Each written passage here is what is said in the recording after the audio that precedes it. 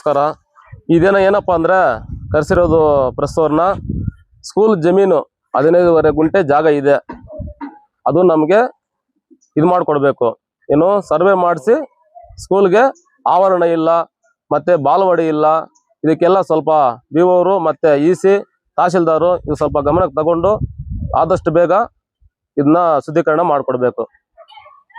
ಶಾಲಾ ಆವರಣದಲ್ಲಿ 15 ಗುಂಟೆ ಜಾಗ ಇದ್ದು ಪಕ್ಕದಲ್ಲಿ ಬೇರೆ ಕಟ್ಟಡವನ್ನು ನಿರ್ಮಾಣ ಮಾಡ್ತಾ ಇದ್ದಾರೆ. ಅದ್ರ ಬಗ್ಗೆ ನಮ್ಗೇನು ಟೆನ್ಷನ್ ಇಲ್ಲ. ಬಟ್ ಸರ್ವೆ ಮಾಡಿಸಿ 15 ಗುಂಟೆ ಎಲ್ಲಿ ಬಂದ್ರೆ ಅಲ್ಲೇ ನಮಗೆ ಬಿಟ್ಕೊಡ್ಬೇಕು ಅಂತ ತಮ್ಮಲ್ಲಿ ಮನವಿ ಮಾಡ್ಕೊತಾ ಇದ್ದೀನಿ.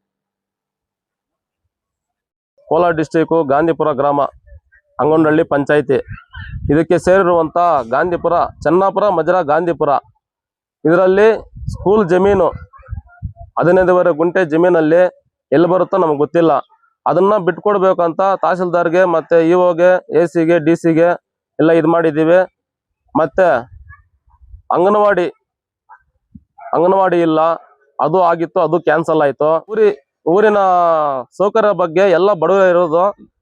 ಇದನ್ನು ಆದಷ್ಟು ಬೇಗ ತಮ್ಮ ತಹಶೀಲ್ದಾರ್ ಆಗಲಿ ಸರ್ವೆ ಅಧಿಕಾರಿಗಳಾಗಲಿ BO ಆಗಲಿ ಬೇಗ ಪರಿಶೀಲನೆ ಮಾಡಿಕೊಡ್ಬೇಕಂತ ತಮ್ಮಲ್ಲಿ ಮನವಿ ಮಾಡ್ಕೊತಾ ಇದ್ದೀನಿ.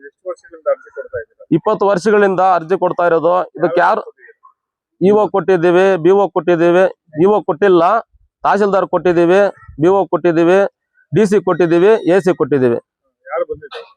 BO ಅವ್ರು ಬಂದಿದ್ದಾರೆ ಅಷ್ಟೇ, ಇನ್ಯಾರು ಅಧಿಕಾರಿಗಳು ಬಂದಿಲ್ಲ. ನಾವು ಸುಮಾರು ಒಂದು 10-12 ವರ್ಷಗಳಿಂದ ಕೊಡ್ತಾ ಇದೀವಿ ಸರ್, ಯಾರು ಇದು ಮಾಡ್ತಾ ಇಲ್ಲ.